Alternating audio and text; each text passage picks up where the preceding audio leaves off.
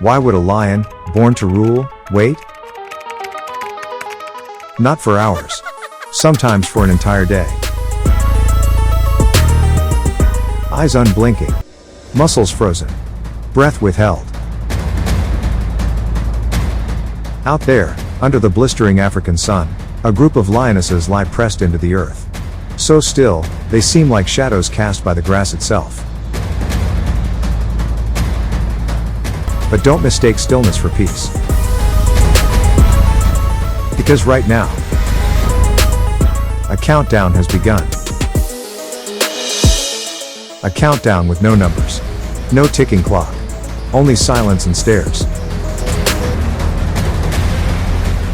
In the distance, a buffalo herd moves like a black tide, horns gleaming, hoofs thudding softly into dust.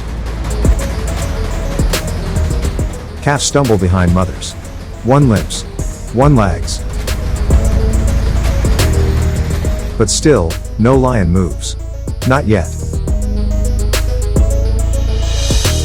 So the question is, what are they waiting for? Why does the hunt not begin with a roar but with restraint?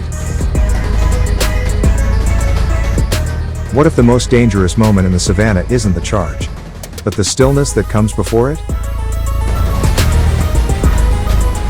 Today, we peel back the silence. We decode the patience.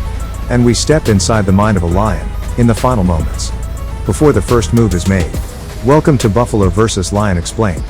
The channel where survival isn't just instinct. It's strategy. We don't dramatize the wild. We decode it. And today, we ask a question most people never consider. What happens before the first move is made? Before the chase, before the clash, there's a silence that hides 1,000 calculations. In this episode, we explore how lions prepare, how they wait, how every second of stillness is part of a countdown. If you're here to understand the why behind every wild decision, hit that subscribe button and join a community that looks deeper. And if you've ever wondered why doing nothing might be the smartest move in nature, drop your thoughts in the comments. Because today, we go beyond the action and into the stillness, where every hunt truly begins. Part 2. The observation phase. Eyes open, body still. The hunt doesn't begin with a sprint. It begins with a stare. In the heat of midday, when every leaf trembles with the breath of wind, a lioness presses her chest against the ground. She doesn't blink. She doesn't twitch. She becomes part of the landscape.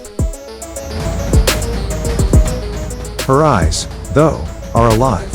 Scanning, reading, predicting. Every movement in the buffalo herd is a signal. A calf that stumbles. A mother that's turned away.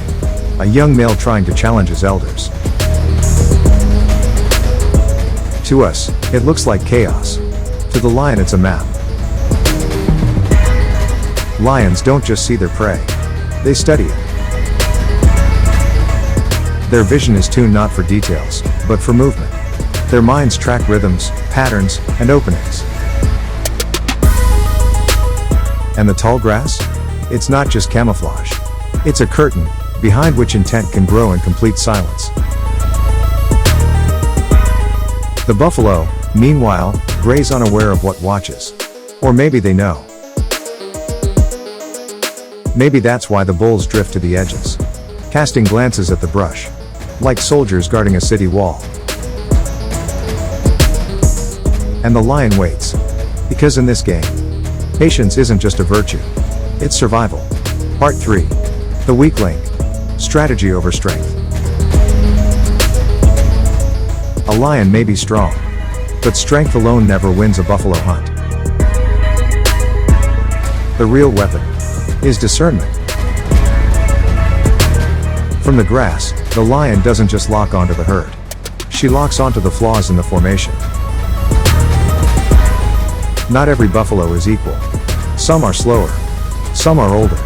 Some are momentarily distracted. And the lion knows. She doesn't need to outrun the herd. Just one buffalo. But finding that one takes discipline. She watches how the herd shifts with the wind. She notes which calf lags behind, which adult looks fatigued, and whether the bulls on the outside are alert, or simply posturing. Lions are intuitive mathematicians. They calculate energy, risk, terrain, and distance. Is the wind blowing toward or away? Are there thorns ahead? Is there an escape route if it all goes wrong? And perhaps most importantly, is she alone or is her pride nearby?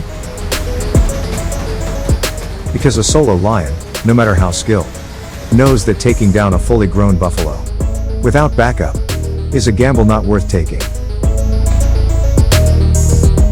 So she waits. She narrows her target. She visualizes the attack.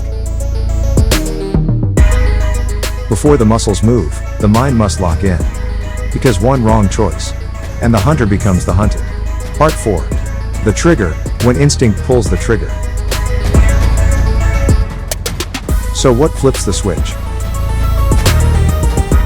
It's not always the slowest calf. Not always the gap in the herd. Sometimes, it's timing. A gust of wind that shifts. A buffalo that stumbles at the wrong moment. A twitch in the lioness's tail. So subtle, only her sisters recognize it.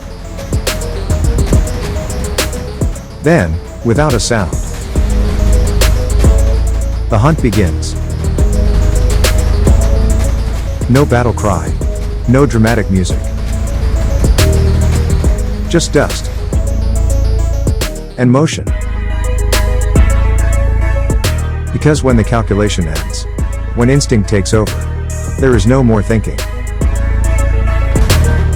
Only movement. Only chase. And for the buffalo herd, that one frozen second of hesitation might be all the lion needs. Part 5. The split-second battle, when buffalo turn the tide. The lion charges. Muscles coil. Claws flash. And for a heartbeat, it feels like the hunt is already won. But then, the herd moves. Not away. Toward. The bulls at the edge, the ones the lion hoped were bluffing. They charge back. Heads lowered. Horns like curved blades slicing the wind. And the hunted becomes a wall. A fortress of muscle and fury. The calf is no longer alone. It disappears behind a shifting phalanx of protectors. One buffalo lashes out with a side hook. Another stomps the ground with warning. The air is thick with dust, hooves, and defiance. And suddenly, the lion is calculating again. Too late. Surrounded. Outnumbered. Overpowered. She dodges a horn by inches, tumbles sideways, and retreats, not in shame, but in wisdom.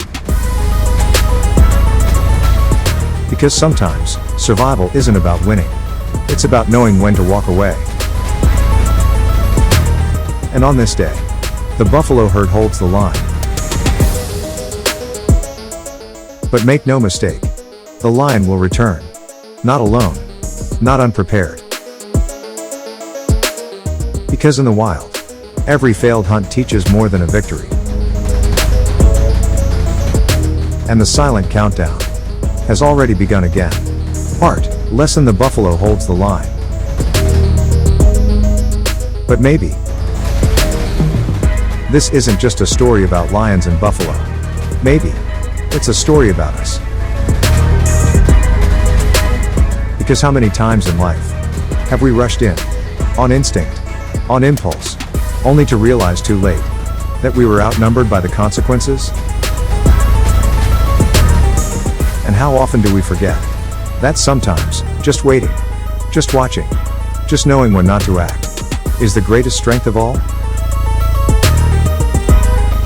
The lion retreats today. Not because it's weak, but because it understands. That power is nothing without precision. And the buffalo?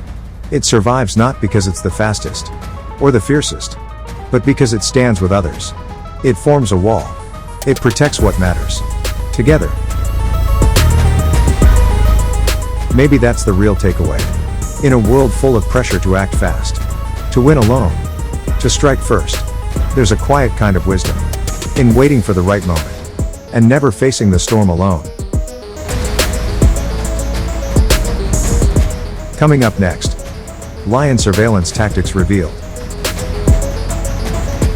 In the next episode of Buffalo vs. Lion Explained, we'll peel back the curtain on how lions become masters of observation, how they blend into the grass, track a herd without ever moving, and use silence as their sharpest weapon.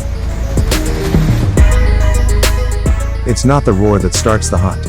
It's the watchful hours before. So if you're ready to step into the shadows and see the wild the way a lion sees it, hit that subscribe button, drop a thought in the comments, and join us next time. Because nature never stops teaching, and the savannah always has another secret to share.